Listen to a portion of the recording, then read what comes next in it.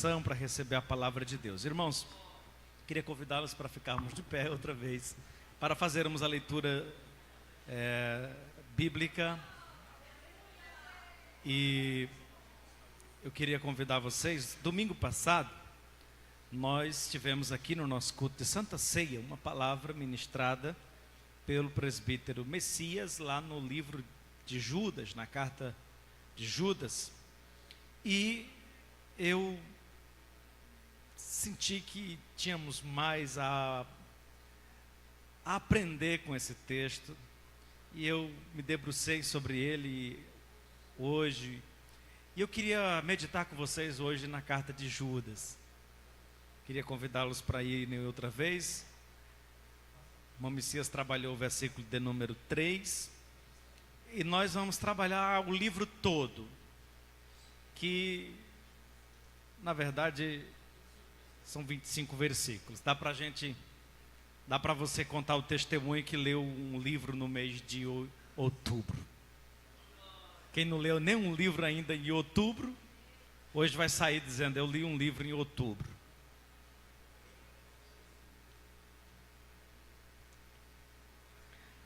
Todos encontraram o texto? Digam amém. Ainda vou ser misericordioso com vocês, vou ler os 3 primeiros versos e depois a gente vai ler todo ele na proporção que eu for discorrendo sobre o texto, tá? Judas, servo de Jesus Cristo, irmão de Tiago, aos chamados santificados em Deus Pai e conservados por Jesus Cristo, a misericórdia, paz e caridade vos sejam multiplicadas. Amados, procurando eu escrever-vos com toda a diligência acerca da salvação comum, tive por necessidade escrever-vos e exortar-vos a batalhar pela fé que uma vez foi dada aos santos. Amém? Curva a tua cabeça, não feche a Bíblia, marca aí com um marca-texto, põe a caneta e vamos orar a Deus. Pai, eu quero agradecer ao Senhor pelo privilégio e a oportunidade que o Senhor nos deu de estarmos outra vez na casa do Senhor, mais uma quinta-feira, para juntos meditarmos na Tua Palavra. Peço a inspiração do alto sobre a minha vida e sobre a vida da Tua igreja nesta noite, que a mesma graça que o Senhor trouxer ao Teu servo que vai falar, traga também à Tua igreja que vai ouvir. Vivifica essa palavra aos nossos corações. Queremos por ela ser alimentados e todos que assim desejam digam amém. Amados, tomem assento. Eu, antes de discorrer sobre o texto, de me trazer aquilo que Deus colocou no meu coração, eu quero com alegria poder receber nesta noite os irmãos e as irmãs que nos visitam. Eu tenho a alegria de ter comigo aqui o Gleison. O Gleison é meu filho na fé. E há muito tempo eu não via, encontrei com ele essa semana e ele disse: pastor, eu quero ir lá conhecer o Bom Jardim. Eu disse: vamos lá conhecer o Bom Jardim. E aqui ele está. Além do Gleison, nós temos outras pessoas nos visitando. Tem um sinalzinho com a mão, os irmãos que estão visitando nesta noite, para que a gente possa identificar. Amém. A igreja quer receber bem-vindos, nossos irmãos digam amém. Estão-se bem, estão-se na casa de Deus. Vocês estão no melhor lugar, estão na casa do Senhor. Meus irmãos, ainda antes de ir para a palavra, eu quero lembrá-los que domingo é o último dia, o limite do prazo para os irmãos que querem ir para o passeio. O último dia para você se acertar ali com o irmão Juarez, porque a gente precisa no decorrer da semana já... os homens que vão para o passeio do dia 29, tá? As irmãs já estão tudo ok aí, as irmãs se anteciparam, elas pagaram parcelada aí desde o começo do ano, né? E aí deu tudo certo, né? E a gente... Mas, irmão, vai dar certo, tá bom? Dá certo, procure o Juarez hoje. Levante a mão aí, Juarez. Ali o irmão Juarez. Então, os irmãos que ainda não se inscreveram para ir, procure o Juarez, porque o prazo limite é até domingo. Queridos, eu quero que você abra a sua Bíblia, vamos para a palavra de Deus. Deixa eu dar mais um aviso, irmãos. Vocês estão lembrados que eu falei com vocês que no último domingo desse mês, que é exatamente o domingo do dia 29, nós teremos aqui o culto do reencontro, e eu desafiei a igreja para que os irmãos se mobilizem, traga pessoas afastadas, um parente, um sobrinho, uma pessoa não crente, para nós termos aqui um culto evangelístico. Nós vamos reservar um lugar para esses convidados, vamos preparar um coffee break para eles ali no final, né, depois do culto. Vamos acolher e recebê-los com muito amor, com muito carinho. Então eu peço à igreja que esteja em oração, que se mobilize, que tragam pessoas. É um quinto domingo, nós vamos trabalhar em cima dessa temática, o culto do reencontro, tá bom? Então vá convidando pessoas, vá orando por pessoas, coloque isso nas suas orações, faça um propósito de oração, de consagração, de jejum, para que nós tenhamos aqui um bom resultado para a glória de Deus. Queridos, voltando ao texto, nós, como eu disse para os irmãos, domingo tivemos aqui uma palavra ministrada pelo nosso presbítero Messias a respeito desse texto, no versículo 3, especificamente, foi o texto que ele se baseou para falar sobre a importância de nós batalharmos pela nossa fé. E desde então ele ainda estava ministrando e eu fiquei meditando aqui em Judas, e é sempre bom, irmãos, a gente voltar, né, à carta de Judas. É uma carta tão pequena, mas tão rica, tão maravilhosa. Nós já tivemos um tempo, uma revista da Escola Bíblica Dominical inteira sobre Judas. Nós passamos 3 meses estudando Judas na revista da Escola Bíblica Dominical. Pra você ter uma ideia como é uma carta pequena, mas com um teor doutrinário muito, muito importante. Então eu quero fazer algumas considerações. Eu acho que todos os irmãos sabem, ou eu espero que saibam, que esse Judas, ele não pode ser confundido com o Judas Iscariotes, aquele Judas que traiu Jesus. Não é aquele Judas. Esse Judas se apresenta no versículo 1 como irmão de Tiago. Nós temos 2 Tiago na Bíblia. Nós temos um Tiago que é o irmão do Senhor, que é o filho de Zebedeu, e nós temos também um outro Tiago, que é o Tiago, filho de Alfeu. Um é chamado de Tiago maior, o outro é chamado de Tiago menor. Isso não é uma questão de demérito, mas sim pela questão da notoriedade, da expressividade que o primeiro tinha em relação ao segundo. O fato é que, quase que por unanimidade, há um consenso entre a maior parte dos teólogos de que esse Judas aqui é irmão do Tiago, que é também irmão de Jesus. Portanto, esse Judas aqui seria irmão de Jesus. Curioso que ele não se apresenta como irmão de Jesus. Os irmãos devem lembrar que, a princípio, a família de Jesus não acreditava nele. A Bíblia diz que os irmãos de Jesus não acreditavam nele como o Messias, como Cristo, como Salvador, e ele foi rejeitado, inclusive pelos seus, pelos da sua família. Porém, irmãos, mais tarde, eles vieram a arrepender-se e reconhecer o Senhor. Inclusive, Tiago chegou a ser o pastor da igreja de Jerusalém. Nós temos uma carta que leva o seu nome, que é também uma importante epístola do Novo Testamento. E nós temos essa epístola de Judas. Veja que quando Judas se apresenta aqui, ele já se apresenta não como irmão do Senhor. Isso revela nele uma característica de humildade. Ele não se envaidece de se apresentar dizendo eu, o irmão do Senhor, mas ele se apresenta como irmão de Tiago e servo do Senhor. Veja comigo o versículo 1, os meninos podem colocar na tela. Judas, servo de Jesus Cristo e irmão de Tiago. Então ele se apresenta como servo do Senhor e irmão de Tiago. Dito isso, meus irmãos, eu quero chamar a atenção de vocês, agora não para o que Judas representa, mas para os termos que ele utiliza ao se referir à igreja do Senhor, a se referir ao povo de Deus, a se referir aos servos de Deus. Veja novamente o versículo 1, quando ele mostra o destinatário da sua carta, porque ele começa se apresentando como remetente, mas na sequência ele também apresenta os destinatários, e ele diz: Judas, servo de Jesus Cristo, irmão de Tiago, aos chamados, santificados em Deus Pai e conservados por Jesus Cristo. E ele traz aqui, irmãos, alguns termos que merecem a nossa observação. E o primeiro deles é aos chamados.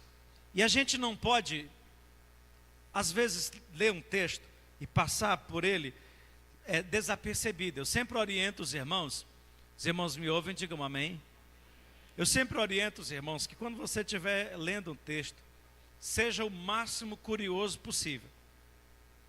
Faça perguntas ao texto, interrogue o texto, seja curioso com as palavras, busque compreender o que aquela palavra significa e o que ela quer dizer. Então, às vezes, por trás de uma palavra existe um entendimento profundo. E quando Judas diz que nós fomos chamados, ele está relembrando aos irmãos de sua época. Vale salientar que essa carta foi escrita ali no final do primeiro século. Judas está buscando relembrar os irmãos o fato de que não fomos nós que escolhemos estar aqui, irmãos. Você não está aqui porque você é bonitinho, cheirosinho. Você não está aqui porque você é melhor. Você não está aqui porque você tem um nível de entendimento maior. Não, você está aqui porque você foi chamado. O salmista já havia deixado isso muito claro lá no Salmo de número 100, dizendo: foi ele, não nós, que nos fez povo seu e ovelhas do seu pasto. Então, foi o Senhor que nos chamou, foi o Senhor que nos vocacionou, foi o Senhor que veio ao nosso encontro, tocou no nosso coração e disse: vinde após mim. Então, nós fomos chamados, vocacionados. Houve um chamado de Deus nos nossos corações para que nós estivéssemos aqui. Na sequência ele diz que nós também fomos ou somos santificados em Deus. Santificados em Deus Pai. Meus irmãos, eu não quero me deter muito tempo aqui, mas é importante nós lembrarmos disso, que nós somos santos. Quantos textos nós temos na Bíblia que tratam a igreja do Senhor como santos, que se referem à igreja do Senhor como santos? Porém, é importante entendermos também que nós estamos na posição de santos, na condição de santos, não porque não pecamos, mas porque nós fomos santificados, porque o Senhor nos santificou, porque o Senhor perdoou os nossos pecados, porque o Senhor perdoou as nossas iniquidades. Nós não podemos deixar que essas verdades, elas se distanciem do nosso entendimento, porque cada vez, irmão, olhe para mim, escute essa palavra, que nós lembrarmos que a nossa mente recorreu ao trono de Deus, que lembrarmos do Senhor, que chegarmos na sua presença, na sua casa, devemos lembrar que estamos aqui porque o Senhor nos chamou. Dentre tantas milhares e milhares de pessoas, o Senhor nos trouxe ao nosso entendimento a revelação do Evangelho.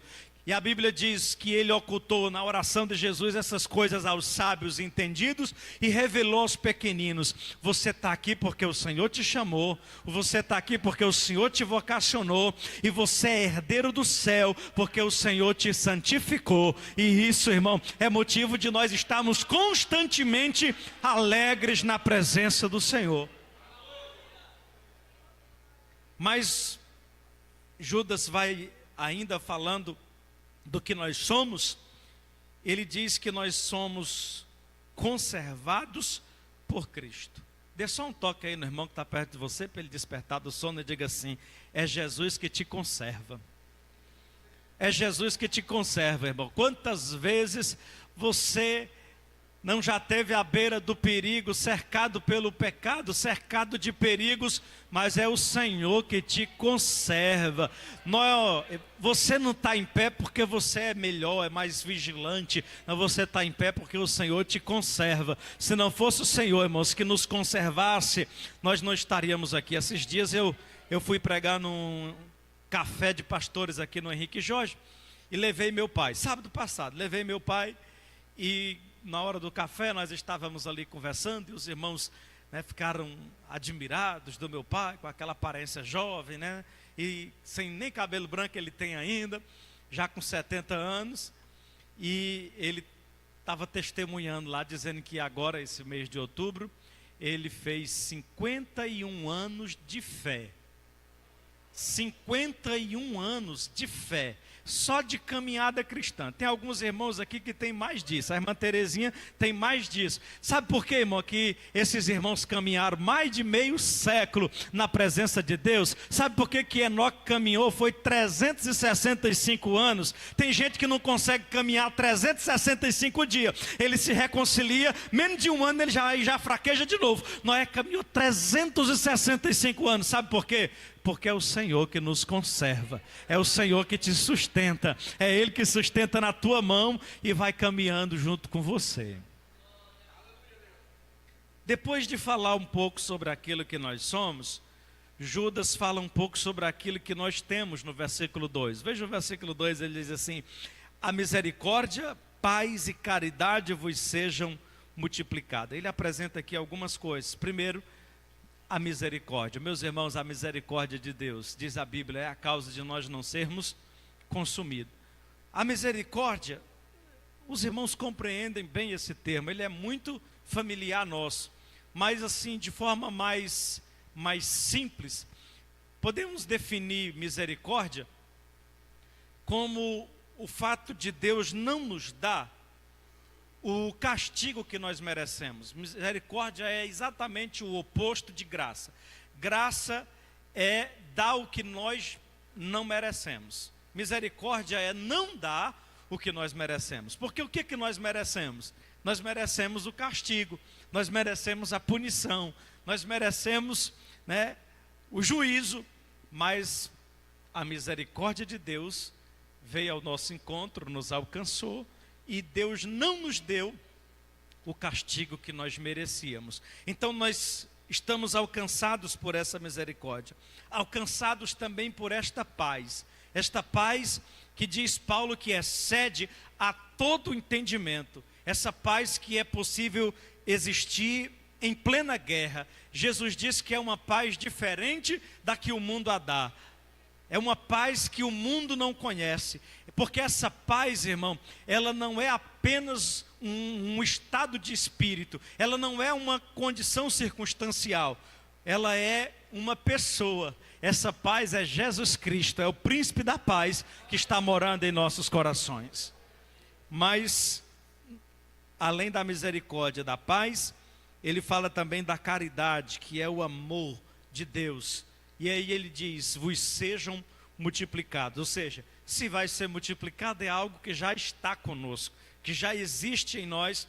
E Judas está dizendo, vos sejam multiplicados. Que seja multiplicado na sua vida a misericórdia de Deus, que seja multiplicado na sua vida a paz de Deus, que seja multiplicado na sua vida o amor de Deus. Quem pode dizer amém? A partir do versículo de número 3, nós temos aqui o que seria correto dizer que é o tema central. Esses dois primeiros versículos, Judas está fazendo uma apresentação, uma introdução da sua carta, ele está cumprimentando os irmãos, mas a partir do versículo 3 ele começa a declarar qual é o objetivo da sua carta, qual é o objetivo da sua comunicação. E, em resumo, meus irmãos, eu deveria dizer para os irmãos que a preocupação central e o objetivo central da carta de Judas é prevenir a igreja do seu tempo com relação à presença, à infiltração, com relação à introdução de heresias, de falsos mestres que circundavam, que circulavam a igreja ali no primeiro século. E ele vai usar esse termo no versículo 4, dizendo: porque se introduzirão alguns que já antes estavam escritos. Irmãos, e Judas está preocupado com esses falsos mestres, com esses falsos ensinamentos, que poderia facilmente levar a igreja a um distanciamento da fé, a um distanciamento do evangelho puro, do evangelho genuíno, que eu diria para os irmãos que é um assunto bastante pertinente, é um assunto muito atual. Porque, meus irmãos, nós mais do que nunca estamos cercados de falsos mestres. Mais do que nunca tem se introduzido no meio da igreja falsos mestres. Mais do que nunca tem se introduzido no meio do povo de Deus falsos ensinamentos. Sobretudo com o advento da internet, onde as informações se espalham rapidamente. E quantos irmãos, às vezes na inocência, eles acabam seguindo alguns personagens e alguns influenciadores digitais que disseminam heresias, conteúdos e informações contrárias ao evangelho, que podem facilmente distanciar ou nos distanciar da nossa fé. E domingo nós ouvimos uma palavra tão maravilhosa aqui pelo irmão Messias sobre isso, que nós devemos batalhar pela nossa fé. E é nesse sentido que Judas centraliza sua preocupação. Batalhem, tenham cuidado. E ele traz, irmãos, alguns conselhos. Judas traz algumas orientações aos irmãos. E eu posso, por finalidades didáticas, dividir essas recomendações em duas partes.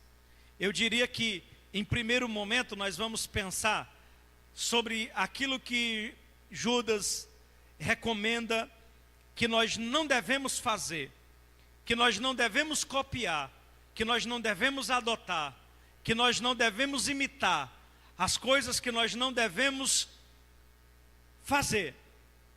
E no segundo momento, nós vamos pensar naquilo que ele nos recomenda fazer. Então essa é basicamente a nossa reflexão de hoje. Nós vamos percorrer agora o texto, pensando naquilo que Judas recomenda como não apropriado, como não recomendado, e aquilo que ele recomenda fazermos. Quem está comigo até aqui, diga amém.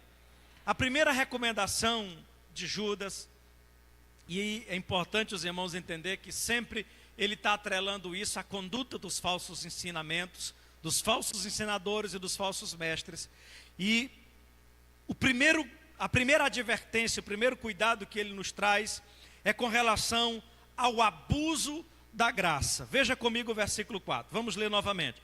Porque se introduzirão alguns que já antes estavam escritos para este mesmo juízo, homens ímpios. O que esses homens fazem? Convertem em dissolução a graça de Deus, negam a Deus, o único dominador e Senhor nosso, Jesus Cristo. Numa outra versão, essa expressão convertem a graça de Deus, em dissolução, poderíamos traduzir pela palavra em libertinagem. É meio que se utilizar da graça de Deus como um pretexto para pecar, por mais absurdo que pareça. Eu vou definir isso na frase abuso da graça. Irmãos, e essa mensagem, ela vem ganhando muito espaço no nosso meio. Ela vem ganhando muito palco no meio evangélico. Sobretudo a partir da influência iluminista, filosófica, que apresenta a liberdade como uma riqueza que o homem deve perseguir como objetivo último da vida. Porém, irmãos, a nossa sociedade tem um entendimento muito deturpado do que é liberdade. Porque o entendimento que a nossa sociedade compreende, como liberdade, é o direito de você fazer tudo o que tem vontade de fazer.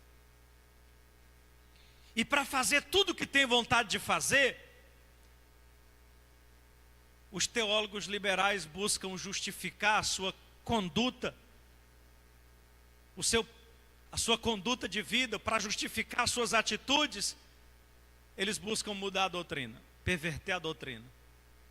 Por quê?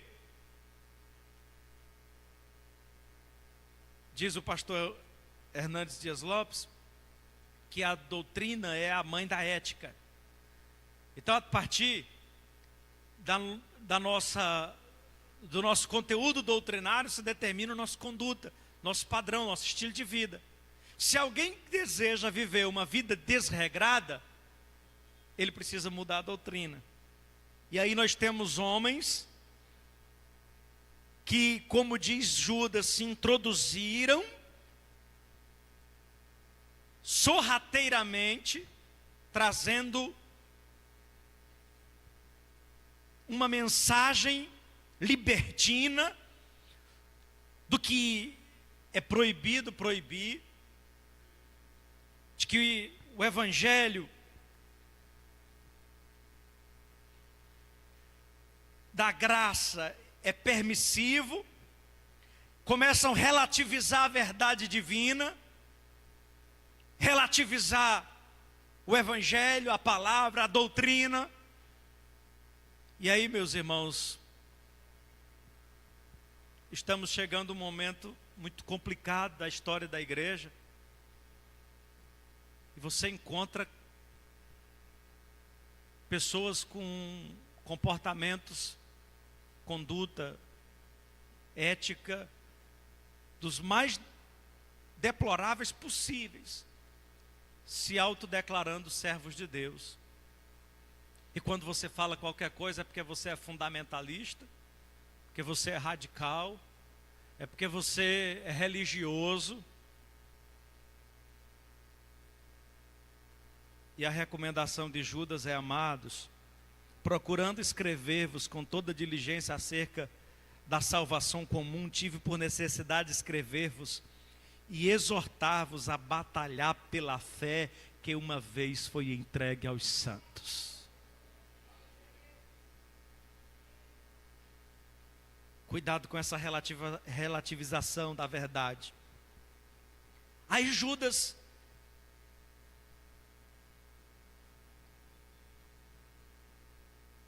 faz aqui alguns lembretes, mas antes desses lembretes,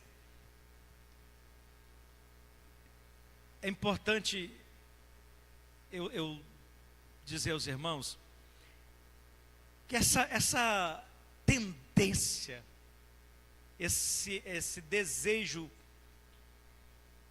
humano por viver os seus prazeres, a sua própria vontade, isso é desde o começo da igreja. Desde o começo da igreja. Já nos dias de Judas, a gente vê essa preocupação aqui, de pessoas que já não queriam mais se submeter à doutrina, que já não queriam mais viver em conformidade com os ensinamentos dos apóstolos. Então nós temos aqui presente o antinomismo, né? Que é aqueles que são contra a regra, contra a lei. Eles não aceitam nenhum tipo de ordenação, de ordenança, de mandamento. Esse movimento é chamado de antinomismo, que é essa rejeição às determinações. E aí nós estamos vendo isso mais do que nunca, uma geração insubordinada. E vocês, principalmente a geração mais jovem, vão ser influenciados ou vão ouvir muito isso nas escolas a partir dos professores de vocês. Mas a recomendação da palavra é: batalhem pela fé que uma vez foi entregue aos santos.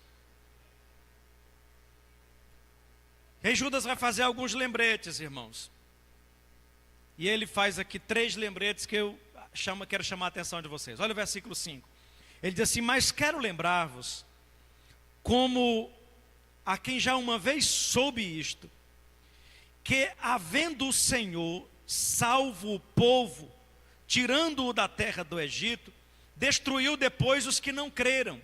Olha para mim, Judas está fazendo uma lembrança assim muito forte.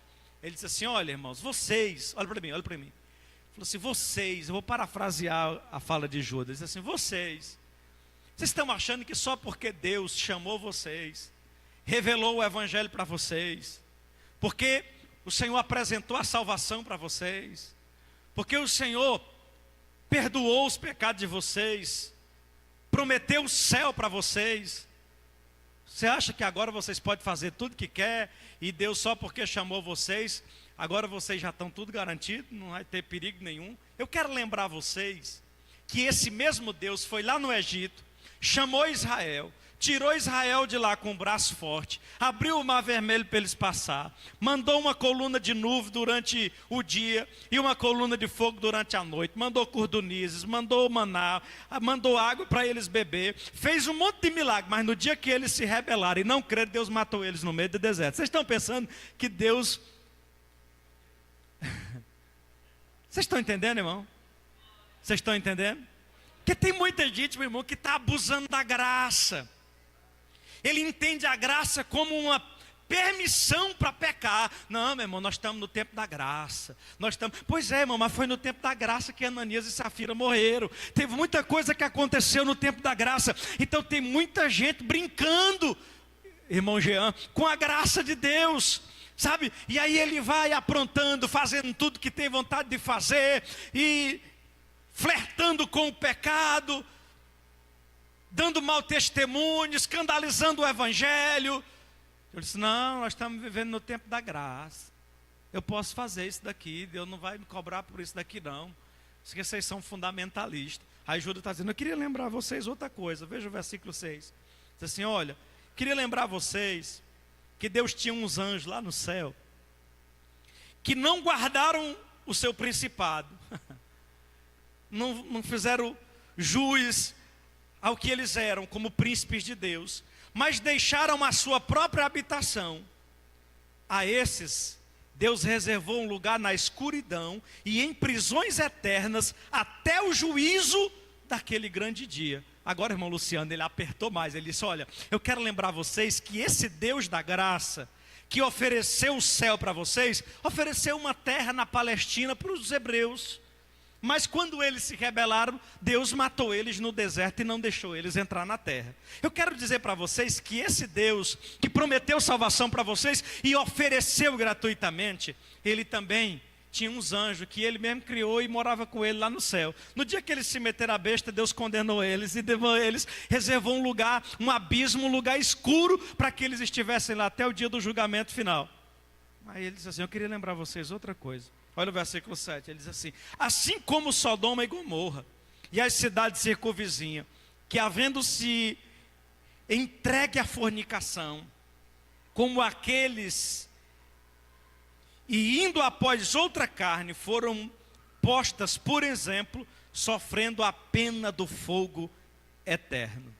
No obstante, versículo 8, Estes, semelhantemente adormecidos, contaminam a sua carne e rejeitam a dominação e blasfemam das autoridades. Isso eu vou trabalhar o versículo 8 agora. Então eu queria fechar aqui com o versículo 7, com esses 3 exemplos que Judas nos dá, de que não dá para brincar com a graça de Deus. E para a gente fechar esse tópico, eu estou falando com vocês que Judas nos recomenda, essa é a primeira recomendação que nós não devemos fazer, é não brincar com a graça de Deus, não abusar da graça. Eu queria que você, enquanto eu bebo água, desse um toque aí de novo no irmão do seu lado e diga assim: não abuse da graça.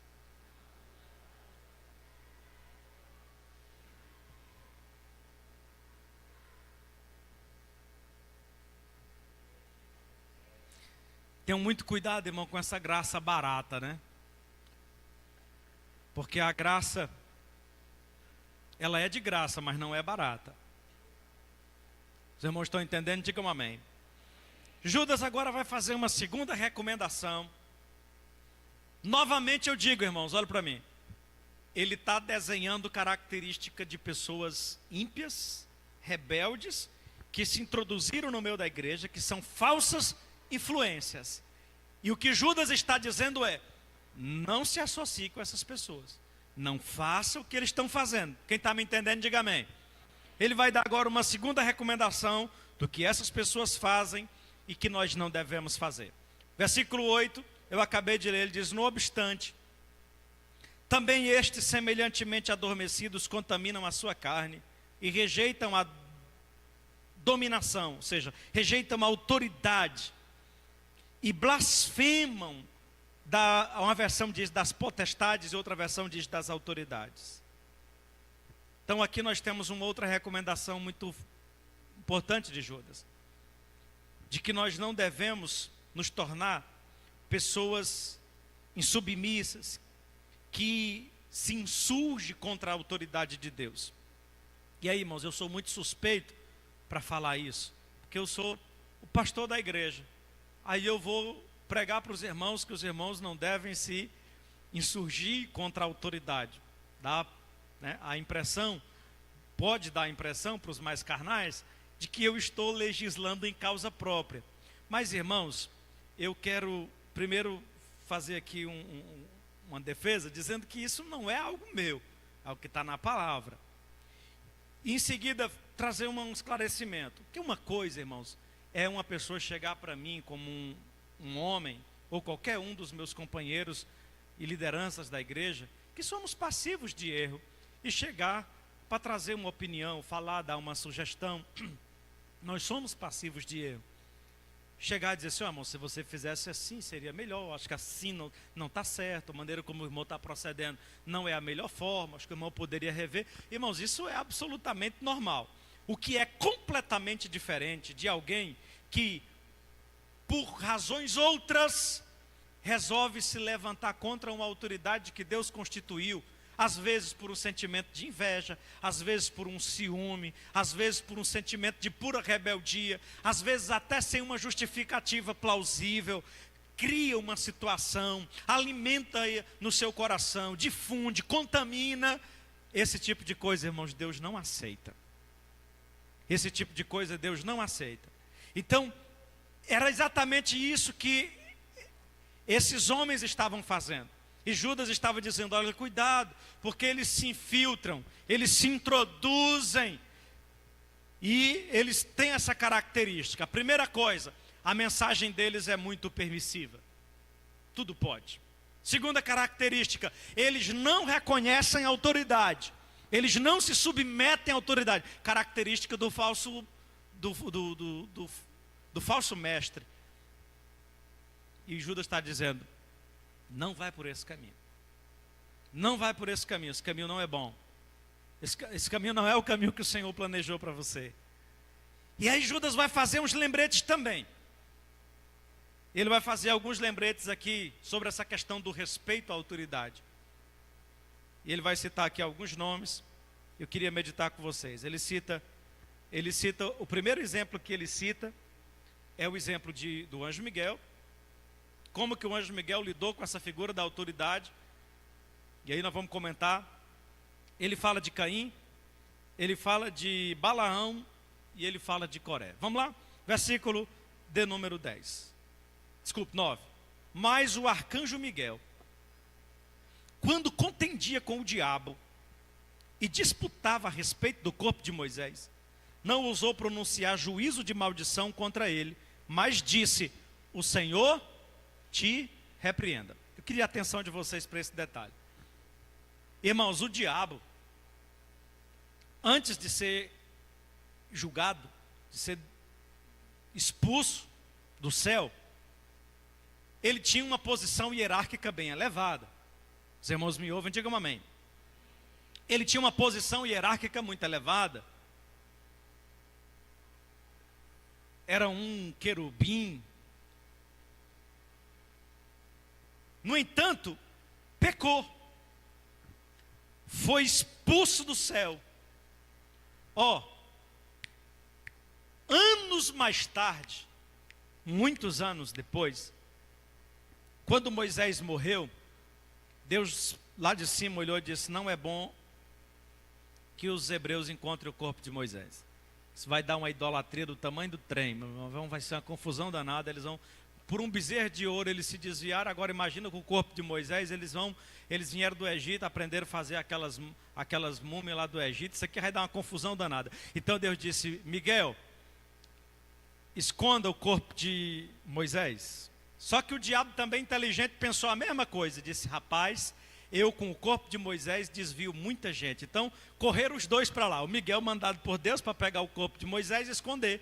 E o diabo correu para pegar, para fazer um objeto de idolatria.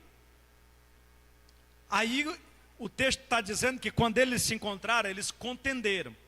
Miguel contendeu com o diabo por causa do corpo de Moisés. Disse: eu vou levar. O diabo disse: não, eu vou levar. Disse: quem vai levar sou eu. Quem vai levar sou eu.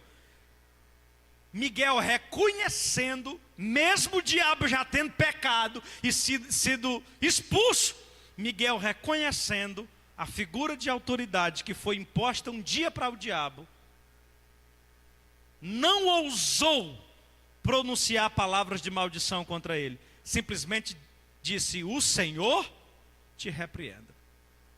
O que Judas está nos ensinando, meus irmãos? Ele está nos ensinando um princípio de autoridade e submissão, de respeito à autoridade. Oxalá todo crente entendesse isso.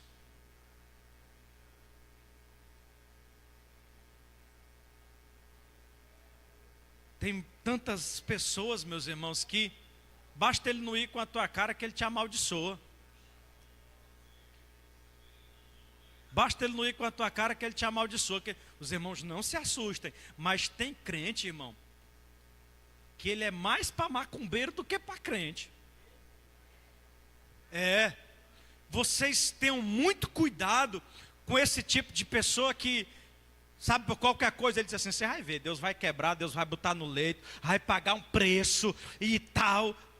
Agora um dia desse a Taniane estava aqui nervosinha, porque depois da escola bíblica chegou um sujeito aqui que toda vida que ele vem aqui, ele apronta uma coisa diferente. Ele já foi daqui no passado e hoje ele não é mais daqui, mas ainda tem raiz aqui. Aí quando ele vem, ele apronta aqui. Aí ele subiu aqui em cima, fez uns passos aqui, né? Fez uns passos aqui em cima, amaldiçoou a banda, amaldiçoou os tocadores, amaldiçoou os obreiros, disse que ia descer nós tudinho daqui de cima. Aí fez uns passos aqui, deu lá, fez uns passos nessa bateria, deu umas coisas aqui. Não é macumba não, um negócio desse.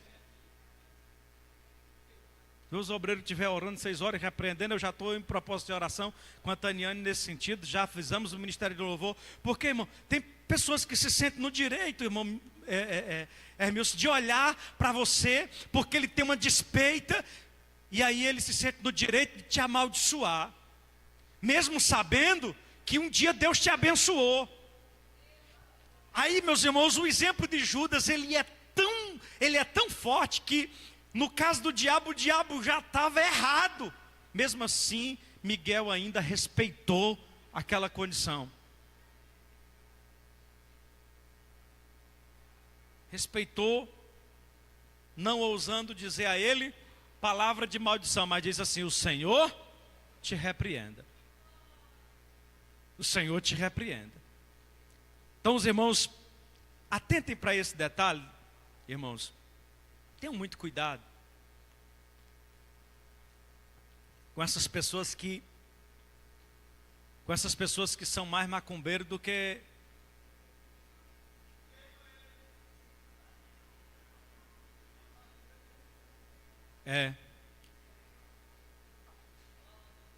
Um dia nós estávamos conversando, uns irmãos, uma pessoa diz assim: rapaz, vamos orar pela irmã fulana, porque a filha dela está precisando de oração, está doente. E aí o irmão disse assim: não adianta nem orar. Não é porque, irmão, não precisa orar. Diz assim: porque essa pessoa aí é filha de fulano. Eu disse: e o que é que tem a fulana? Ela disse: ela se levantou contra mim. Vai descer a sepultura. Ali no Templo Central tinha uma irmã. Vou segurar aqui para me dizer o nome dela. Ali no Templo Central tinha uma irmã que gostava de botar umas fitazinhas assim nas cadeiras, assim, não vou dizer o nome não. Mas ela se sentiu afrontada, sentiu uma despeita lá com o pastor Antônio José, e aí ela começou a amaldiçoar o pastor. Eu vi e ouvi ela saindo na porta da igreja dizendo assim: ó, esse ano ainda vocês vão ver o caixão dele aqui, ó. E sabe, irmão, o que era o pior? Sabe o que era o pior? É que ela ia lá no gabinete do pastor, dava tapioca para o pastor, levava pamonha para o pastor. Aí nos corredores ela ficava amaldiçoando. Havia ele, meu pastor Antônio José. Aí pelos corredores ela ficava amaldiçoando, dizendo: ele vai morrer. Eu vi o caixão dele aqui, ó, dizia até a cor do caixão, diz assim: esse ano ainda ele vai morrer.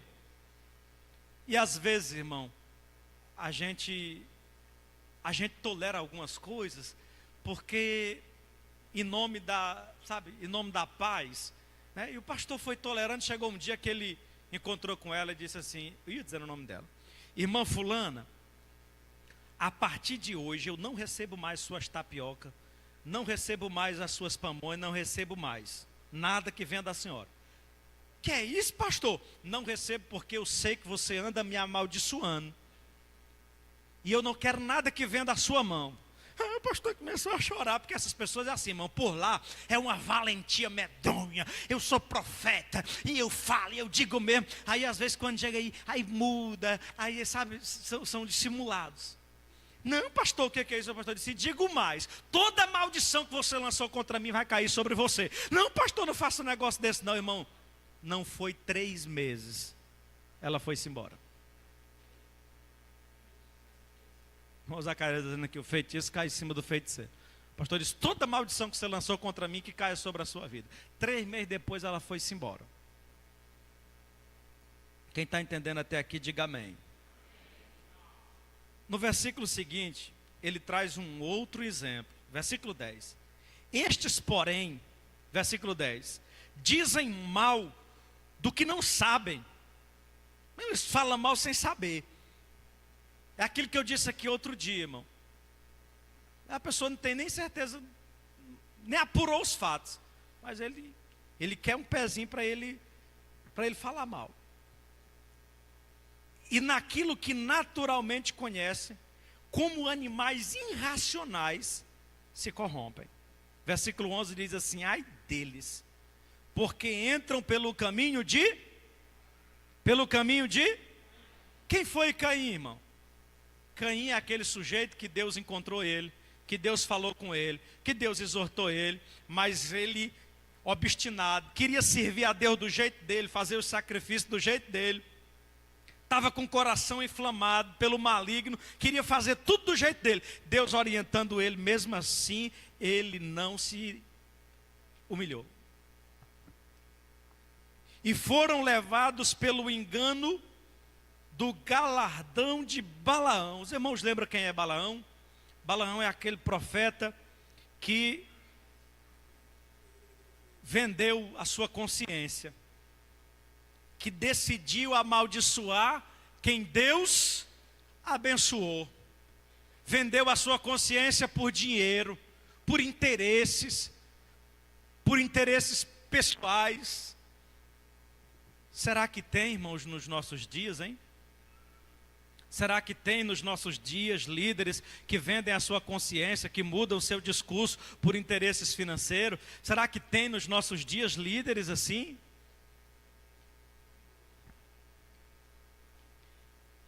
E pereceram, finalzinho do versículo aí, ó, e pereceram na contradição de Coré. Os irmãos lembram quem é Coré ou Corá, né? Os irmãos lembram quem é? É aquele cidadão que promoveu uma rebelião contra Moisés lá no deserto, e a terra se abriu e engoliu todo mundo. Pois é, Judas está fazendo aqui uma comparação com esses falsos mestres, falando que eles têm essas características, como Caim, como Balaão e como Coré. Nós vamos agora, irmãos, para a terceira recomendação, que Judas nos dá a respeito do que nós não devemos fazer, do que nós não devemos imitar. Estou com medo de nós não terminar. Versículo de número 12. Estes são manchas em vossas festas de caridade. Tem uma versão que fala que são como pedras submersas. O que é uma pedra submersa, irmão? É um tropeço, é uma armadilha. Nessa versão aqui ele fala que são como manchas em vossas festas de caridade. É alguém que está no meio da comunidade, mas ele é o estraga prazer, ele é o estraga festa, ele azeda o negócio. Os irmãos estão entendendo? Continuando, ele diz: banqueteando-se convosco, apacentando-se a si mesmo sem temor. Será que nós temos lideranças no nosso contexto evangélico brasileiro assim? Pessoas que são lideranças, que são pastores de si mesmo, que a motivação é própria, que está ali por interesse não nas ovelhas, mas em si mesmo. Aí Judas vai dizer que eles são nuvens sem águas. Irmão, o que é uma nuvem sem água? Quem é do interior vai entender muito bem, irmão. Quem é do interior, você passa às vezes de julho até janeiro esperando o tempo da chuva chegar. Você não tem ideia como uma chuva ela é importante para um sertanejo, irmão. Eu sou igual um passarinho, quando amanhece o dia, que amanhece nublado, parecido que vai chover, aí eu fico alegre, rapaz, porque eu sou da roça. E quem é da roça, irmão, quando vê uma nuvem se formando, ele se enche de esperança, de expectativa. Aí a frustração vem quando aquela nuvem passa, Nairo, e não tem chuva. Era só uma propaganda falsa, era só uma fantasia, era uma frustração, uma expectativa frustrada. Lembre-se que Judas está falando de falsos líderes, que às vezes vendem uma falsa esperança, prometem o que não podem fazer, anunciam bênçãos que Deus não mandou anunciar, profetizam o que Deus não mandou falar. São nuvens sem águas. Prossigamos. Levadas pelo vento de uma a outra parte. Ele diz que são como árvores murchas, infrutíferas, 2 vezes mortas, desarraigadas. É morta na folha e é morta na raiz. É 2 vezes morta. É desarraigada, morta na raiz, é morta nas folhas, é infrutífera, não tem fruto, tem só aparência, mas não tem fruto. Tudo isso, irmão, está ligado à ideia do testemunho, daquilo que nós demonstramos ser, quando realmente não somos, das impressões que causamos. Em outras palavras, eu diria que a terceira recomendação de Judas é com relação ao mau testemunho, com relação às impressões que nós causamos. Existem esse tipo de pessoa? Existe. Mas não siga o exemplo deles, irmão. Batalhe pela sua fé, pela fé que uma vez foi entregue aos santos. Irmão, eu vou correr para mim terminar pelo menos a parte do que nós não devemos fazer, né? Mas Judas, prosseguindo ainda no versículo 14, aliás, versículo 13, ele diz que eles são ondas impetuosas do mar, que escumam as suas mesmas abominações. O que as ondas do mar traz, irmão? Traz sujeira, né? São como estrelas errantes, para as quais está eternamente reservada a negrura das trevas. Como estrela errante, que leva para o precipício, que leva para o lugar errado. Versículo 14. Destes profetizou também Enoque, o sétimo depois de Adão, dizendo: eis que é vindo o Senhor com milhares dos seus santos, para fazer juízo contra todos e condenar dentre eles todos os ímpios, por todas as suas obras de impiedade, que impiamente cometeram, e por todas as duras palavras que ímpios pecadores disseram contra ele. Então, meus irmãos, precisamos ter cuidado de não imitar essas condutas. Versículo 16, ele fala de mais algumas coisinhas que a gente não deve fazer.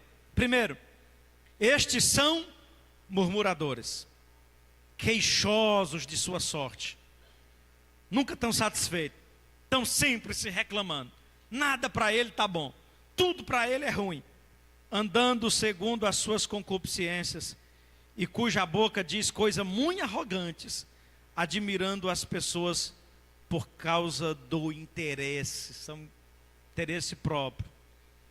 Então nós precisamos, irmão, também ter esse cuidado. Dê só um toque aí em alguém perto de você, diga assim: não seja um murmurador. Versículo 17, mas vós, amados, lembrai-vos das palavras que foram preditas pelos apóstolos de nosso Senhor Jesus Cristo, os quais nos diziam que nos últimos tempos haveriam escarnecedores e andariam segundo as suas ímpias concupiscências. Aí o versículo 19 ele diz outras características, ele diz assim: estes são os que causam divisões, são sensuais e não têm o Espírito. Irmãos, falta 5 minutos, dá tempo para a gente ler o restante, né? Eu vou só ler aqui sem comentar muito. Versículo 20, ele começa a dizer algumas coisas do que nós temos que fazer. Mas eu quero voltar um pouquinho lá no versículo de número 3, para buscar uma única coisa lá, que o irmão Messias já pregou sobre ela domingo. Versículo 3, ele diz o seguinte: amados, procurando-vos escrever com toda diligência acerca da salvação em comum, tive por necessidade escrever-vos e exortar-vos a batalhar pela fé que uma vez foi dada aos santos. Qual é a primeira coisa que Judas recomenda que a gente precisa fazer? Batalhar pela nossa fé. Eu não vou falar sobre isso, que o irmão Messias pregou sobre isso domingo. Agora vamos lá para o versículo 20. Mas vós, amados, edificando-vos a vós mesmo. Outra coisa que nós precisamos fazer, edificar uns aos outros, ajudar uns aos outros, fortalecer uns aos outros, edificando-vos uns aos outros, vós mesmos, sobre a vossa santíssima fé. Aí ele diz outra coisa que nós temos que fazer: orando no Espírito. Orando no Espírito. Versículo 21. Conservai-vos a vós mesmo no amor de Deus. Conservai-vos a vós mesmo. Não se misture, não imite essas condutas.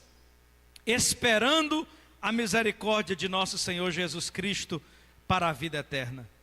Versículo 22, apiedai-vos de alguns, usando de discernimento. E aqui Judas termina dizendo uma outra coisa que a gente tem que fazer. A gente precisa ter piedade de quem está se perdendo. Ele termina falando de evangelização. Ele termina falando da missão que nós temos com relação à pregação. Ele diz: apiedai-vos de algum, usando de discernimento. Versículo 23, e salvai alguns com temor, arrebatando-os do fogo, e de outros tenhais misericórdia com temor, odiando até a túnica manchada de carne. Em outras palavras, Judas está dizendo: tenha misericórdia das pessoas que estão se perdendo. Ajude, procure arrebatar eles do fogo, não deixe que eles se perdam. Agora, não imite a conduta deles, irmão. Não imite o que eles estão fazendo. Faça isso com discernimento. Igual um irmão chegou para o pastor e disse: pastor, eu vou evangelizar ali na praia de Iracema à noite. Falou: irmão, você vai evangelizar ali à noite? Eu vou evangelizar as prostitutas lá da praia. Irmão, você vai evangelizar as prostitutas da praia? Vou, pastor. Rapaz, mas isso é muito perigoso. Nada, pastor, eu orei, estou consagrado, estou cheio do Espírito Santo. Irmão, você precisa vigiar, né? Você vai que eu vou sozinho, pastor. Eu vou sozinho, vou evangelizar as meninas lá da beira da praia. Aí não deu certo, irmão. Aí não deu certo. Então, Judas está dizendo: olha, você faça isso, mas faça isso com temor. Faça isso com vigilância. Cuidado para você não manchar a sua roupa de carne. Os irmãos estão entendendo? Diga amém. Fique de pé para dar a impressão que está terminando.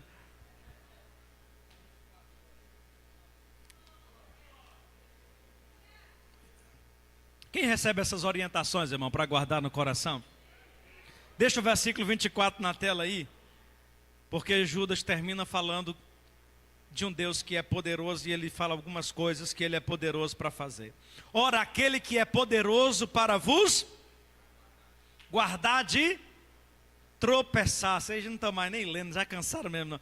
Que é poderoso para vos guardar de tropeçar e apresentar-vos irrepreensíveis com alegria perante a sua glória. Aí ele termina com o versículo 25, com um brado de júbilo, dizendo: ao único Deus. Vamos terminar todo mundo junto assim, com a mão levantada, dizendo todo mundo junto?